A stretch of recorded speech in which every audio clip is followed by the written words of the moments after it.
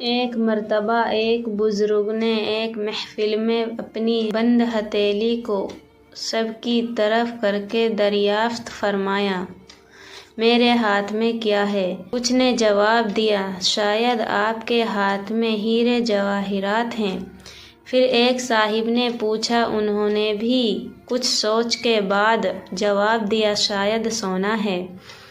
پھر پوچھنے پر ایک نے جواب دیا کہ آپ کے ہاتھ میں اگر ہیرے جواہرات نہیں اور سونا بھی تو یقیناً چاندی یا کوئی قیمتی چیز ہوگی۔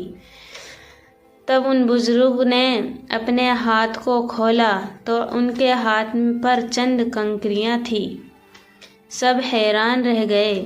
ارشاد کیا، عورت کی مثال اس بند مٹھی کی طرح کی، اگر وہ بند ہے یعنی باپردہ ہے تو ہیرے جواہرات، سونا چاندی اور اس کی 20 بہا قیمت ہے، لیکن اگر وہ مٹھی کی طرح کھل جائے، بے پردہ ہو جائے تو وہ بے واقعیت پتھر اور کنکریوں کی مانند ہے، جس کی کوئی عزت اور قیمت نہیں۔